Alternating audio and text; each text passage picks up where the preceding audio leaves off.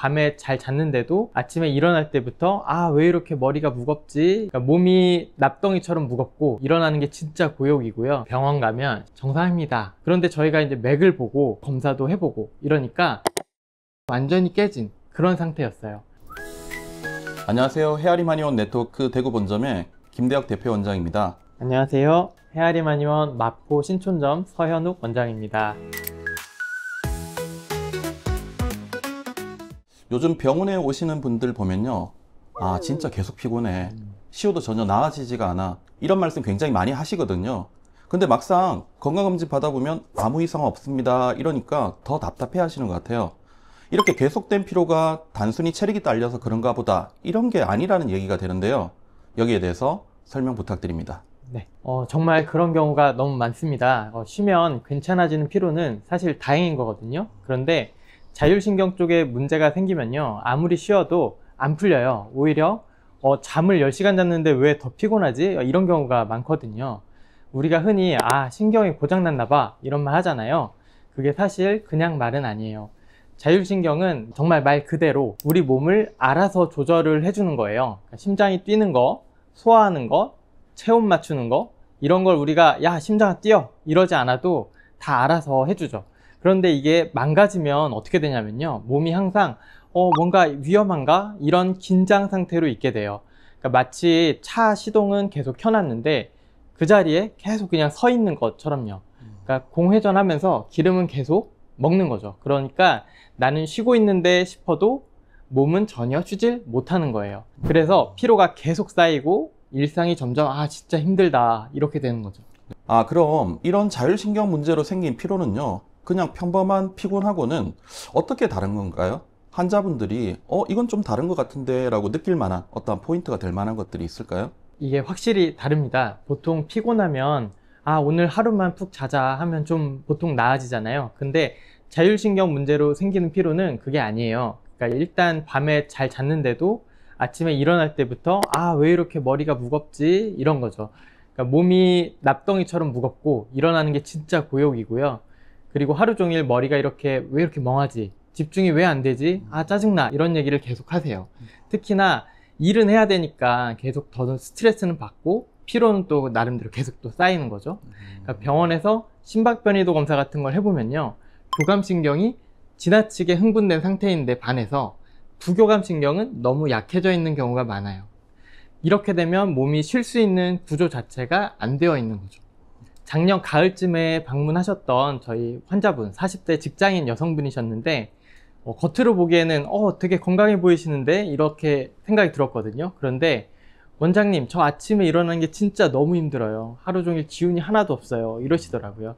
그러니까 병원은 진짜 여기저기 다 다녀보셨대요. 혈액검사도 하고 심전도도 하고 MRI도 다 찍었는데 계속 이상이 없습니다 이런 소리만 들으셨대요. 그런데 저희가 이제 맥을 보고 진찰을 하고 심박변이도 검사도 해보고 이러니까 자율신경이 밸런스가 완전히 깨진 그런 상태였어요. 특히 교감신경이 너무 과하게 작동하고 있었거든요. 그래서 본인은 나 쉬고 있는데 생각했지만 실제로는 몸이 단 한순간도 제대로 쉬고 있지 못했던 거예요. 치료를 시작하고 나서 한 달쯤 지나니까 아침에 일어날 때 좀 덜 괴로워진 것 같아요 이러시더니 한 석 달쯤 지나서는 요즘은 그냥 좀 사는 게 편해졌어요 이렇게 말씀을 하시더라고요. 그런 얘기 들으면 저희도 참 정말 보람되다 이런 생각이 들죠. 이런 사례들을 보면요, 피로가 단순하게 컨디션이 안 좋나 보다 이런 문제가 아니라 신경 자체가 고장난 상태일 수도 있다, 이런 거를 한번 기억해 주셨으면 좋겠어요. 특히 이제 검사상 문제가 없다 이렇게 계속 나오는데 힘드신 분들, 자율신경 문제는 꼭 한번 점검을 해 보셔야 됩니다. 요약하자라면 자율신경 문제로 인한 피로는 평소와 다르게 충분히 쉬어도 없어지지 않고 아침부터 온종일 무기력하고 집중도 굉장히 좀 힘든 상태가 지속될 수 있다. 그런데 이거는 교감신경은 지나치게 흥분되어 있고 부교감신경은 상대적으로 약해져서 몸이 완전히 쉬지 못하는 구조가 되어 버렸기 때문이다. 그러니까 혈액검사나 MRI 같은 여러 검사에서 이상이 없다는데 계속 이런 상황이 발생되어진다라고 하면 자율신경 불균형을 한 번쯤은 점검해 봐야 된다, 이런 말씀이네요.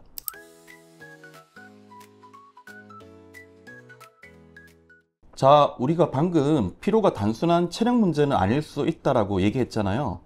근데 이런 분들 보면요, 막상 피로만 있는 게 아니라 속이 늘 더부룩해요, 이런 말도 자주 하시거든요. 건강검진 받으면 위에는 아무 이상 없습니다 라고 나오는데, 도대체 이런 건 왜 그런 걸까요? 그런 얘기도 참 진짜 많이 들어요. 그러니까 소화는 되는 것 같은데 늘 답답해요.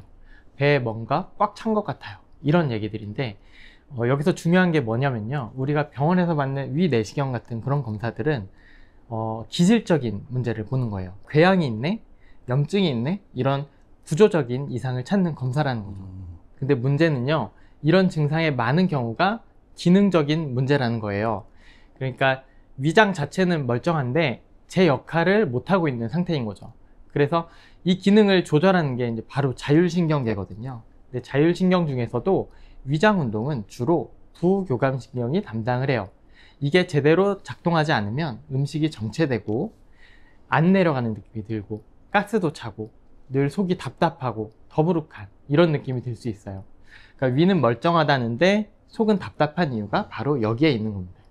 그러니까 위 자체보다는 그걸 움직이게 하는 어떤 시스템에 문제가 생긴 거군요. 그럼 이런 자율신경 문제로 생긴 위장 증상은 일반적인 위장병하고는 어떤 점이 조금 다르다고 할 수 있을까요? 차이가 꽤 분명해요. 그러니까 일단 많이 먹지도 않았는데 조금만 먹어도 속이 더부룩하고 무거워요. 트림이 나와도 시원하지가 않아요. 가스 찬 느낌이 계속 있어요. 위산 억제제나 유산균 같은 걸 먹어봐도 별 효과가 없어요. 이런 분들이 참 많거든요.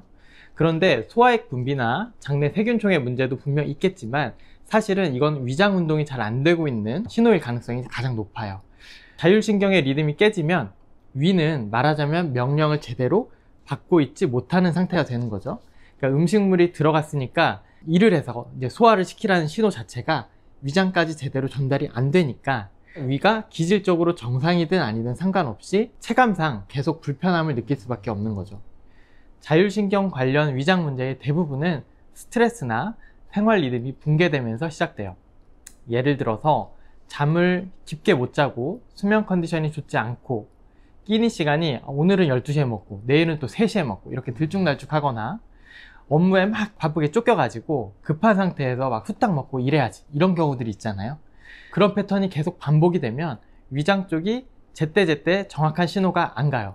그러니까 지금 소화시킬 타이밍이야 이런 사인이 없으니까 음식이 들어와도 뭐 들어왔나? 하고 반응을 잘 못하는 거죠.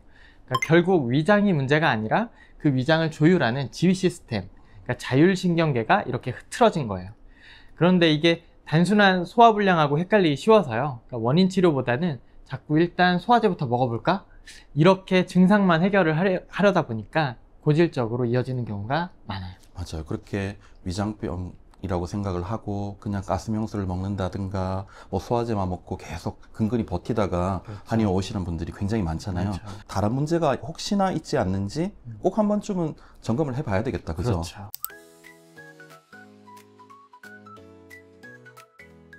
속이 더부룩한 느낌도 결국 자율신경 문제일 수 있다는 얘기를 하셨는데요. 그런데 이런 분들 중에 요즘 가슴이 너무 자주 두근거려요. 괜히 가슴은 왜 이렇게 답답한지 모르겠어요. 이렇게 말씀하시는 경우도 많거든요. 대부분 처음에는 혹시 내 심장에 문제가 있나? 이렇게 걱정부터 하시는데 꼭 그런 것만은 아니잖아요.